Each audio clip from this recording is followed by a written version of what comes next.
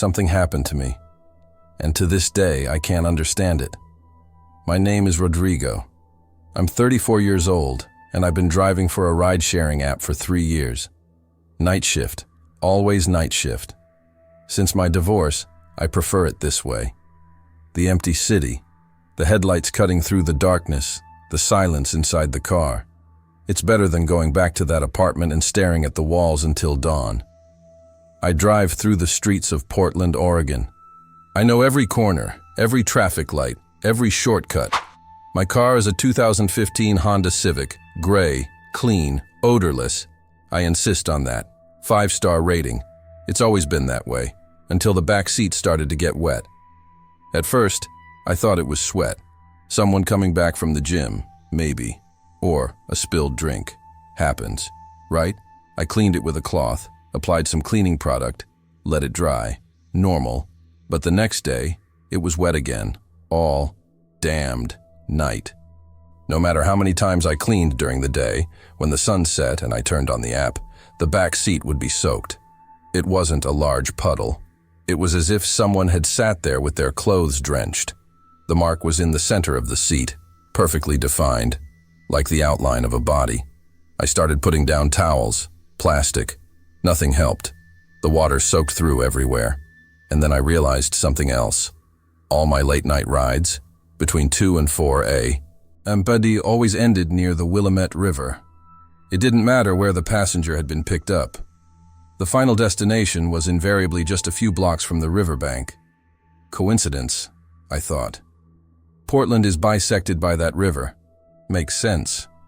But the frequency was strange, disturbing. One night, after dropping off a drunk guy near Burnside Bridge, I parked and got my phone. I typed, Willamette River, Portland, drowning, and the results filled the screen. Dozens of cases, suicides, accidents, bodies never found, but one of them made me pause. 28-year-old woman found dead after being missing for weeks. Body recovered near the South Bank. Cause of death, drowning. The date was 4 years ago, a few kilometers from where I was parked. I turned off my cell phone. I took a deep breath. Coincidence, I repeated it to myself.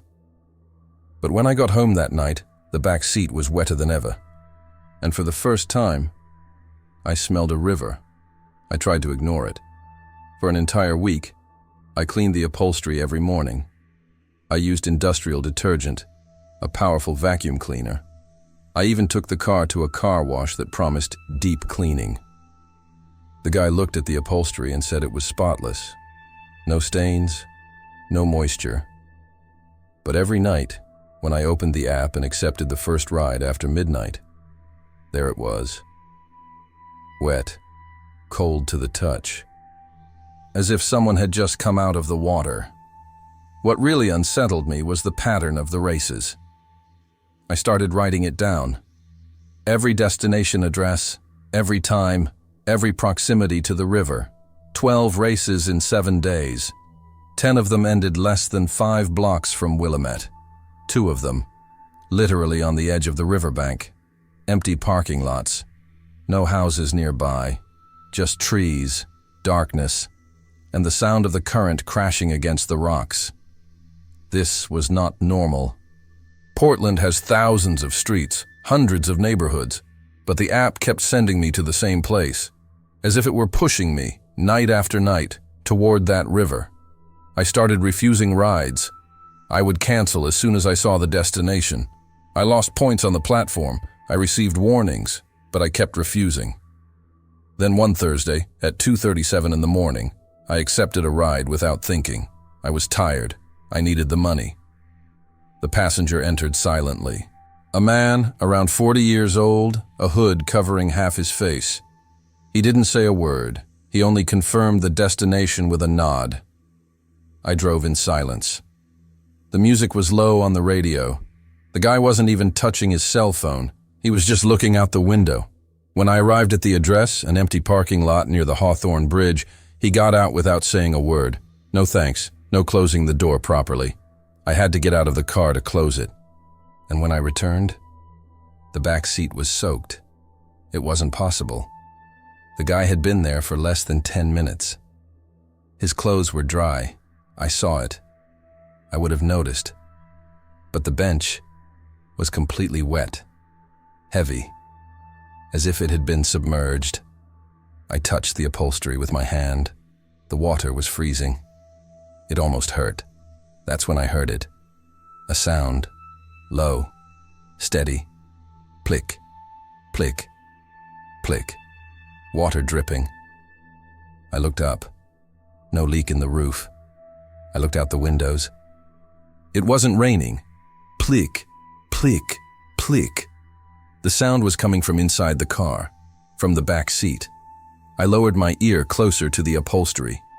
The sound got louder, more real, water dripping from inside, as if something soaked was trapped in the fibers, dripping incessantly, trying to drain away to some impossible place. I backed up. I locked the doors. I accelerated. I didn't look back until I got home. When I got to the apartment, I took a hot shower for 40 minutes. I tried to convince myself it was just tiredness, stress, lack of sleep. But before going to sleep, I searched again. Woman drowned in Willamette, 2020. I found her name, Emma Lawson, 28 years old. Missing since March. Body found in April. There was a photo. She was smiling. Brown hair to her shoulders, light eyes. I turned off my phone, and I swore I would stop accepting rides after midnight. But deep down, I knew I wasn't going to succeed.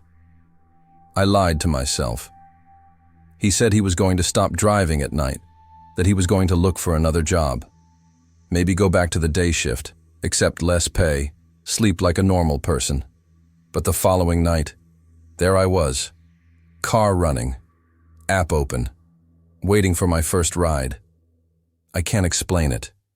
It was like something was pulling me back, a need, a compulsion, or maybe it was just the emptiness, the loneliness, the fear of being stuck inside that apartment, alone with my thoughts. The first ride of the night was uneventful, a couple returning from a bar. They laughed the whole way. I dropped them off near Division Street. Nothing out of the ordinary. But when they left, I looked at the back seat. Dry. I breathed a sigh of relief. Maybe it was over. Maybe it was just in my head. Accumulated exhaustion. Paranoia. I accepted the second ride. A woman. Alone. She politely asked for silence. "Tough day," she said. I respected that. I dropped her off at an apartment building near the center. When she left, I checked the bank. Dry. 2 normal races. I was starting to feel like an idiot. All that fear. Those notes. Her name etched in my head. Emma Lawson. I shook my head. Nonsense. I accepted the third race. 2:48 a.m. Pickup. Northwest Portland. Drop off. Naito Parkway. My stomach tightened.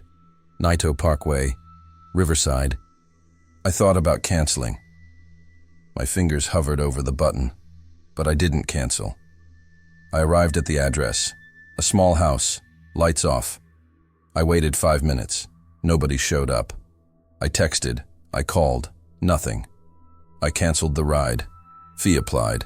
But the app redirected me automatically. New ride requested. Same region. I accepted without thinking. This time, someone came in. I didn't see the face. The streetlight was burned out. Just a dark silhouette sliding into the back seat. "Good evening," I said. No response. I looked in the rearview mirror. I couldn't see clearly, just the outline. Someone sitting there, motionless. "Naito Parkway, right?" I confirmed. Silence. I was driving. The radio was off. I didn't remember turning it off. The city was strangely empty. No cars, no pedestrians, just me and the person in the back seat. I looked in the rearview mirror again. She, I sensed it was a woman, had her head bowed, wet hair covering her face. My heart raced. "Are you okay?" I asked. Nothing. 3 blocks from my destination. My hands were sweating on the steering wheel. 2 blocks. Plick, plick, plick. I heard it. Clear, loud, impossible to ignore. Water dripping. I looked up. Dry ceiling. I looked out the windows. Clear sky. Plick, plick, plick. The sound was coming from the back seat. My breath caught in my throat. "Excuse me, but are you wet?" I tried to sound casual. I failed miserably. Silence. A city block. Plick, plick, plick. I stopped the car at the address. My hands were trembling. "We've arrived," I said. Nothing. I waited. 10 seconds. 20. 30. "Hey, we're here." Total silence. I took a deep breath. I turned my body. I looked directly at the back seat. It was empty. Completely empty. But the bank, it was soaked. And the sound continued. Plick. Plick, plick, water dripping from the upholstery onto the carpet, forming a small puddle on the floor. I got out of the car. I slammed the door. I looked around. Nobody. The street was deserted. I came back. I opened the back door. I touched the seat, icy cold, soaked, as if someone had just emerged from a lake. And the smell. Rio. Formal. Death. If this made you uncomfortable, wait for the next chapter. I didn't sleep that night. I got home at 5 a.m. The sun was just rising. I left the car in the garage with the doors open, letting it air out, as if that would solve anything. I sat on the sofa, cold coffee in hand, staring at the wall. I tried to rationalize. Maybe I had dozed off for a few seconds while driving. Maybe the person had left quickly and I hadn't noticed. Maybe. But I knew. You knew that there was nobody in that car. It never had one. I spent the day trying to stay awake. I watched TV. Anything to avoid thinking. But every time I closed my eyes, I heard that sound. Plick, plick, plick. At 6 p.m., I turned off my cell phone. I made up my mind. He wasn't going to drive that night, or the next night, maybe never again. I took 2 sleeping pills. I deleted it. I woke up at 2:37 a.m. I don't know why. I just woke up, eyes open, heart racing. My cell phone was on. I had turned it off. I'm absolutely sure, but it was plugged in, and the app was open. An on-screen notification, new ride requested, pickup, Hawthorne Bridge, drop-off, Southeast Water Avenue, Riverbank. Again, my hand trembled. I slid it away to refuse. But before I could tap the button, another notification popped up. Passenger has been waiting for 12 minutes. Impossible. I just saw the request. I checked the history. The ride had been accepted automatically at 2:25 a.m. I was asleep at 2:25 a.m. My whole body went cold. I threw on whatever clothes I could find. I ran downstairs. I got in the car. The back seat was dry. Thank goodness, I thought. Maybe it was just an error in the app. A bug. I drove to the address, Hawthorne Bridge, empty parking lot near the edge. Just a dim street lamp illuminating the cracked asphalt. I waited. Nobody. I honked softly. Nothing. I picked up my phone to cancel. The back door opened. I froze. I looked in the rearview mirror. Someone was coming in. Slowly, very slowly. The silhouette slid inside, sat down, closed the door. I couldn't see her face. Only her hair, long, wet, dripping. Plick, plick, plick. "Good evening," I said. My voice came out weak, cracked. Silence. I looked in the rearview mirror. Her head was down, shoulders hunched, hands in her lap. Pale, very pale. "Southeast Water Avenue," I asked. She didn't answer, but I felt a movement, an almost imperceptible nod. I swallowed hard. I started the car. The streets were empty. The whole of Portland seemed dead. Not a single car, not a single light on in the houses. Just the sound of the engine, and that damn dripping plick, plick, plick. I tried not to look back, but my eyes kept returning to the rearview mirror on their own. She didn't move. just sat there, head down, hair dripping. Is everything all right? I tried again. Nothing. 2 blocks from the destination. I felt a chill. It wasn't the air conditioning. It was coming from behind, as if the temperature inside the car had plummeted. My breath began to come out in vapor. It won't be long now, I said. More so for me than for her. A city block. I looked in the rearview mirror. She raised her head. My blood ran cold. I couldn't see the face, only the outline, but I felt it. She was looking at me, directly. I stopped the car abruptly. My hands were trembling. We've arrived, I said quickly, looking straight ahead. I didn't have the courage to turn around. Silence. 10 seconds. 20. Please, come down, I pleaded. My voice broke. Plick, plick, plick. The sound grew louder, more insistent. I closed my eyes. I took a deep breath. I counted to 3. I turned my body around. I stared at the back seat. Empty. The door was still closed. But the bank, it was soaked. Completely soaked. And on the carpet, on the floor, there were wet footprints, leaving the bank, going to the door, and disappearing. I didn't go back home. I sat in that parking lot until sunrise. Engine off. Doors locked. Watching the wet footprints on the carpet slowly dry in the dawn light. They disappeared. They vanished, as if they had never existed. But I saw it. Anyway. When I finally mustered the courage to get out of the car, I went straight to an auto parts store. I bought everything. Industrial disinfectant, stain remover, upholstery foam, a powerful handheld vacuum cleaner. I parked in an empty car wash. I opened all the doors. I removed the entire back seat, and I started cleaning. He rubbed hard, angrily, as if he could erase it all from existence. The fabric was immaculate.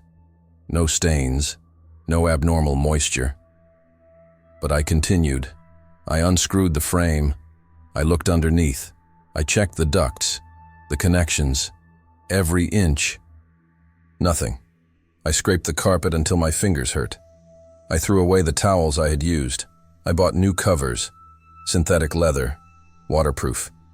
I reinstalled everything. I locked the car. I looked at my work. Perfect. Clean. Dry. I went back to the apartment. I took a shower. I tried to eat something. I couldn't. I turned on the TV.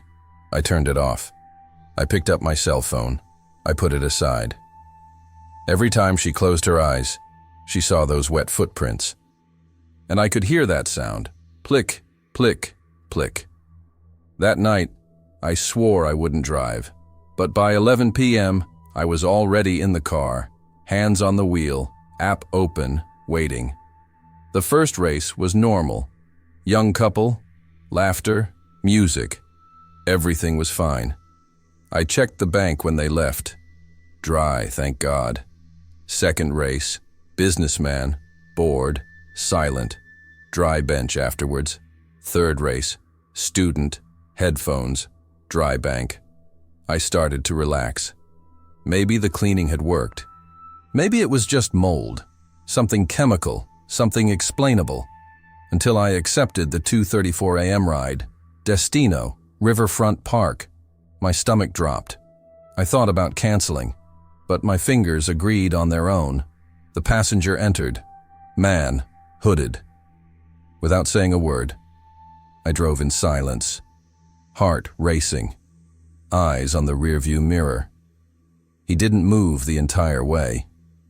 When we arrived, he left. Without looking back, I waited. I took a deep breath. I turned around to look at the bench. The new, waterproof covers were dry, but underneath them, the water was running off. I ripped off the covers. The upholstery underneath was soaked. Heavy, as if it had been submerged. "No!" I yelled. My voice echoed in the empty car. I punched the seat. Once, twice, 3 times. Plitch, plitch, plick. The sound returned, louder, closer. I got out of the car. I walked in circles. I pulled my hair. I came back. I opened the trunk. I grabbed a multi-tool knife. I tore the upholstery. I made a long cut. I parted the fibers. I stuck my hand inside. I touched something cold, something that shouldn't have been there. I pulled my hand back. Wet, cold, smelling of the river. I looked inside the cut. Something dark, something moving. I closed my eyes. I counted to 10. I opened them again. Just foam. Damp foam. Impossible to soak. I sat on the parking lot floor. I leaned against the car. My hands were trembling. I picked up my phone. I searched again. Emma Lawson. I read everything, every article, every detail. He disappeared on a Tuesday in March. His car was found near the Hawthorne Bridge. His body was found 3 weeks later, near Southeast Water Avenue. The same places. Exactly the same places the app was sending me to. I read more. Interviews with family, friends, neighbors. She used ride-hailing apps constantly, a friend said, especially at night. She was afraid to drive alone. My blood ran cold. Her last ride was at 2:30 in the morning. I dropped my cell phone. I looked at the torn back seat, at the water dripping out, and for the first time, I started having nightmares. Even when awake, I stopped sleeping, not by choice. I simply couldn't anymore. Every time he closed his eyes, he was inside the car, driving. Always at night, always near the river, and always with someone in the back seat, someone I couldn't see clearly. I started drinking coffee nonstop, energy drinks, anything to keep my eyes open. On the third sleepless night, I thought about seeking help. A psychologist, a psychiatrist, anyone. But what was I going to say? Doctor, there's a ghost in my car. She drowned, and now she's wetting the back seat. I'm going to commit me to a mental institution. So I kept driving, because it was all I knew how to do, and because, in some twisted way, I felt I needed to. That night, or was it dawn, I couldn't tell anymore, something different happened. I was parked near a gas station, waiting for fares. 3:14 a.m. The whole city was dead. My phone vibrated. New ride requested. I looked at the screen. Pickup. Bank of the Willamette River. No address, just Willamette Riverbank. That wasn't possible. The app always gave specific addresses, streets, numbers. Never anything so generic. I tried to refuse. The button didn't respond. It just kept spinning, loading endlessly. I closed the app. I reopened it. The race continued there. Passenger waiting. No name, no photo. Just an empty white circle where the face should be. My heart started beating faster. I put my cell phone on the dashboard. I'm not going to accept this, I thought. No way. The screen turned on by itself. Ride accepted. Proceed to the pickup location. It wasn't me. I didn't touch anything. The GPS activated automatically. A route appeared, leading directly to the south bank of the river. An isolated spot. No streetlights. I could have left. Turned off my cell phone. Turned off the car. Go back home. But I didn't. I started the car. I drove following the instructions. Every turn. Every empty street. As if I were on autopilot. 15 minutes later, I arrived. It was an open area. Trees on one side. The river on the other. Black water reflecting the faint moon. No buildings. No cars. Not a soul in sight. Just me. And the sound of the current. I stopped the car. Engine running. Low beams on. I waited. I looked at my cell phone. Passenger arriving in 1 minute. How? There was nobody there. Not a single building. Not a single person walking. I looked in the rearview mirror. Through the windows. Nothing. Passenger arriving in 30 seconds. My breathing became heavy. I locked the doors. Passenger arriving in 10 seconds. I looked all around. Empty. Completely empty. Passenger boarding. The back door opened by itself. I didn't unlock it. I'm sure of it. But it opened, slowly, as if someone were pulling from the outside. I froze. I couldn't move. I looked in the rearview mirror. There was nobody there. But I felt the car rock slightly, as if someone had sat in it. Plick, plick, plick. The sound, immediate, loud. The temperature dropped. My breath came out in mist. I looked in the rearview mirror again. The back seat was soaked, completely soaked, as if someone had just sat down there, with dripping clothes, wet body. But there was no one there.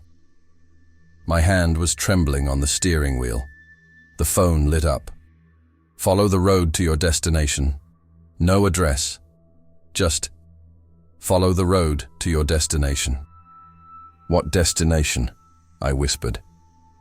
The route started drawing itself on the GPS. Southeast Water Avenue. The same place where her body was found. No. My voice faltered. I won't. The car started moving on its own. I didn't put my foot on the gas pedal, but the car moved. Slowly, steady. I stepped on the brake. Nothing. It kept going. I took my foot off. I put it back on. Hard. The pedal was soft. No response. I tried to turn off the engine. The key wouldn't turn. The car continued on its way, following the route. Alone, I was just sitting there, holding the steering wheel, out of control, and in the back seat. Plick, plick, plick. Water running, faster and faster, forming puddles on the carpet, starting to trickle forward, for my feet, ice cold. It was as if the entire river were flowing into the car. The car continued moving on its own for another 3 blocks. I tried to open the door. It was locked. I tried to break the window with my elbow. Nothing. The water was rising at my feet, freezing cold, soaking my socks, my ankles. "Stop!" I yelled. "Stop this shit!" The car stopped, abruptly. I was thrown forward. The seatbelt pulled me back. Silence. Just my breathing. Rapid. Desperate. And that sound. Plick, plick, plick. I looked at my feet. The water had stopped rising, but it was still there. Cold. Real. I looked at the dashboard. Engine still running. Lights on. My fingers trembled as I touched the key. This time, it turned. Engine off. The lights went out. Total darkness. Only the sound of the river current in the distance, and that damned dripping. I grabbed my phone. I turned on the flashlight. I pointed it at the back seat. Soaked. Water running down the sides, forming puddles. But still, nobody. "What do you want?" My voice came out broken. "What do you want from me?" Silence. Then I felt it. One breath. It wasn't mine. It was coming from behind. Close. Very close. Stuffy. Like you're underwater. I froze. Every muscle in my body was locked up. The breathing continued. Slow. Heavy. Like someone trying to gasp for air and failing. I closed my eyes. "You're not real. You're not real." Something touched my shoulder. Cold. Wet. Like fingers. 5 pressure points. Through the shirt. I screamed. I opened my eyes. I turned my body. Nothing. Only the back seat was soaked. Empty. But I felt it. Too felt.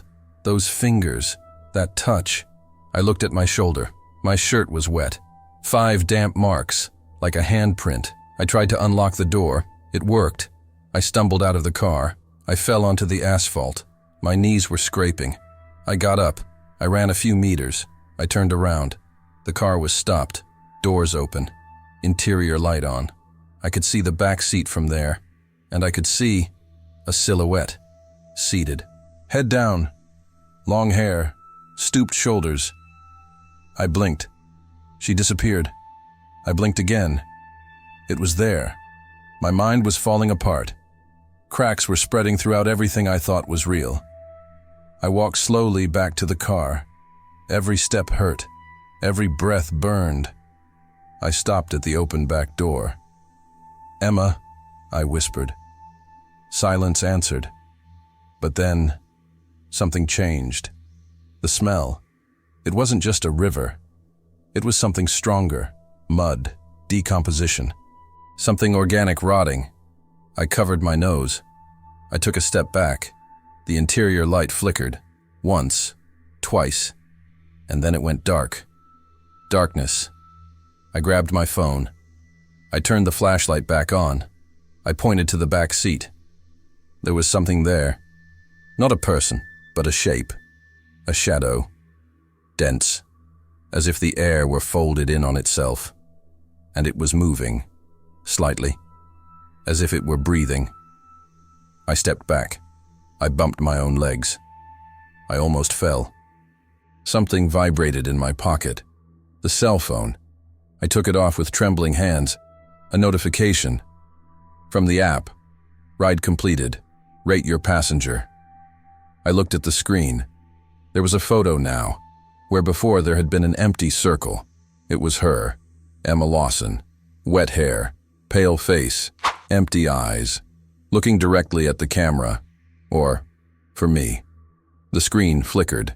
The photo has changed. Now she was closer, as if he had moved closer to the camera. He blinked again. Closer, filling the screen. Her eyes were different. They weren't empty. They were staring at me, with something that looked like recognition. I dropped my cell phone. He hit the ground, cracked screen. But it remained lit, and the photo remained there. She, looking at me. From the bottom of what looked like dark water, drowned, but consciously. I didn't go back home. I went to a public library as soon as it opened. 7 a.m. Deep dark circles under my eyes. Wrinkled clothes, smelling of the river. The librarian looked at me suspiciously, but said nothing. I sat in a corner. I grabbed one of the public computers. My cell phone was unusable. Cracked screen. It wouldn't turn on anymore. I typed her name again. Emma Lawson. Portland. 2020. I started with articles I had already read, but this time I went deeper. Comments, forums, old social media posts. I found her profile. It was still active. No one had deactivated it. Photos of a normal life, smiles, friends, travels. The last post was from March 2020. Heading home late again. I hate driving at night. At least the apps exist. My stomach tightened. I went to the comments. Most of them were from friends who were worried after the disappearance, but one comment made me stop. A profile with no photo, generic name. Posted 2 weeks after the body was found. She got into the wrong car. She should never have gotten in. I clicked on the profile. It's deactivated. I went back to the news. I looked for investigations, police details. I found a smaller item from a local newspaper. Police are investigating the circumstances surrounding Emma Lawson's death. Witnesses report seeing her getting into a car in the early hours of the morning before her disappearance. The make and license plate have not been identified. The driver has not come forward. My blood ran cold. I read it again and again. The driver did not show up. I kept searching. I found an interview with her sister. Emma always used ride-hailing apps. That night, she texted me saying the driver was acting strangely. Too quiet, driving slowly. She said she was scared. That was her last message. My hands started to tremble. I searched further. I dug deeper. Police files, public reports. I found a transcript of her last messages. Emma, 2:34. The driver isn't saying anything. Emma, 2:41. He went beyond my destination. Emma, 2:43. We are going to the river. Emma, 2:47. Please, someone help me. The last message was never sent. It was saved as a draft. Emma, 2:52. He's looking at me in the rearview mirror, and he doesn't have eyes. I pushed the chair back. I stood up. I walked to the bathroom. I threw up. I stood there, hands resting on the sink, looking at my reflection in the mirror. Deep dark circles under the eyes. Pale skin. red eyes, but he still had eyes. I went back to the computer. I continued searching. I found something that shouldn't exist. A video, posted on an obscure local news forum, filmed by a security camera at a gas station. Date, March 18, 2020, 2:51 a.m. A parked car, Honda Civic model, gray, like mine, a woman in the back seat, banging on the window, screaming, silently, no audio. And in the driver's seat, I couldn't see properly. The quality was poor, but someone was there. Or something. A dark shape, immobile. The video was 15 seconds long. In the last 3 seconds, the woman stopped hitting. His face was changing from terror to resignation, and then the car moved, slowly exiting the frame towards the river. I watched it again and again and again until I realized something. The car's license plate. It was blurry, but you could still see some numbers. I grabbed a piece of paper. I wrote down what I could identify. I compared it to my own license plate. 3 numbers matched. Impossible. It couldn't be the same car. I bought this car in 2021. A year later. But then I researched the vehicle's history, chassis number, previous registrations, and I found it. My car. It had been sold at auction. In July 2020, 4 months after her body was found. Previous owner. Police report. Vehicle seized. I started trembling. My whole body. I looked at the screen, at the frozen video, at her face, and I understood. She wasn't haunting me. She was imprisoned. Trapped in the last place she was alive. In the back seat. From my car. I staggered out of the library. The sunlight hurt my eyes. Everything seemed distant, unreal. I was driving the car where she died. For 3 years. Without knowing, I walked to the parking lot. The Civic was there, gray, ordinary, harmless to anyone's eyes. But I knew. I opened the back door. I looked at the seat, dry now. The daylight made everything normal, just a car seat. But I could feel it. Something wrong, something invisible. A density in the air. I closed the door. I took a deep breath. This had to end. I drove to a junkyard. I was going to sell the car, destroy it. Anything. But when I got there, the manager looked at the vehicle and shook his head. I can't accept that. Why? He looked at me strangely. Don't you feel it? Feel what? He walked away. There's something wrong with this car, buddy. Take it somewhere else. I tried 3 junkyards. Same answer. I tried selling online. No response. It was as if the car refused to be destroyed. I went back to the apartment. I parked in the garage. I stood looking out the window. Hours passed. The sun has set, and I knew what I had to do. At 2 a.m., I went downstairs. I got into the car. I sat in the driver's seat. I didn't start the engine. I just sat down, in silence, waiting. Minutes passed. Then I felt it. The temperature dropped. Plick, plick, plick. I looked in the rearview mirror. The back seat was getting soaked. Slowly, as if someone were materializing.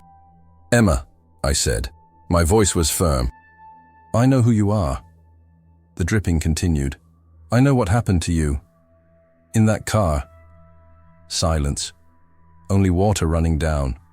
It wasn't me. It wasn't my car. I didn't know. The temperature dropped even further. My breath was coming out in vapors. But I'm here now, and I want to help. Plick, plick, plick. Faster now. Tell me what you need. Something changed in the air. A pressure, as if the space inside the car had shrunk. I looked in the rearview mirror. She was there. Not like a shadow, not like a blur. Real. Seated. Wet hair covering her face. Soaked clothes. Skin as pale as paper. I swallowed hard. Emma? She raised her head. Slowly. Her hair had moved away from her face. His eyes. They were open, but empty. Like murky water. The mouth moved, but no sound came out. Just air. Bubbles. Like you're underwater. I can't hear you, I said. She tried again. Her lips forming words.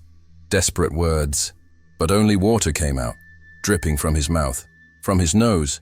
She was drowning. Again. Infinitely. Show me, I said. Show me what you need. She raised her hand, slowly, her fingers dripping. He pointed to the window. Out, to the street. Do you want me to drive? She nodded, almost imperceptibly. Where to?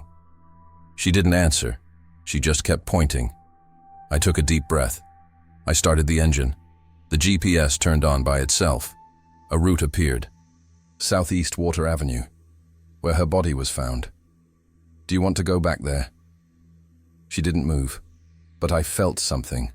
An urgency. A need. I started the car. I drove through the empty streets. Portland was asleep, just her and me. 10 minutes later, I arrived. The same open field, the river, the darkness. I stopped the car, engine running, lights on. I looked in the rearview mirror. She was still there, looking out the window, at the river. Is this it? I asked. She nodded. I got out of the car. I opened the back door. She was sitting, wet, real, impossible. I took a step back. What do you want me to do?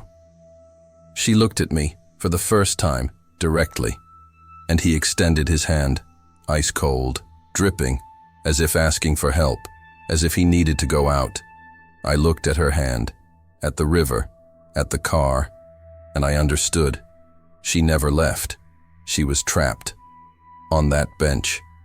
At that moment. Dying. Infinitely. I needed to leave. I needed to finish. I extended my hand, and I touched hers, ice cold, wet, real. The moment our hands touched, everything changed. I was no longer in the parking lot. It was inside the car, but it was different. Older. The smell was different. Cigarettes, beer, something chemical. I was in the back seat. I looked ahead. Someone was driving. A man. Or something shaped like a man. I couldn't see the face. It was as if the darkness had solidified there. Where there should have been a head, there was only emptiness. I tried to move. I couldn't. My body wouldn't respond. I looked down. My hands were smaller, feminine, with chipped nail polish. Those weren't my hands. Those were hers. I was seeing through her eyes, feeling what she felt. Panic rose in my throat. I tried to scream. Nothing came out. The thing in the front seat became the rearview mirror. Slowly, where the eyes should have been, there were only holes. Deep. Infinite. And they were looking at me. The car stopped. Near the river. The door locked itself.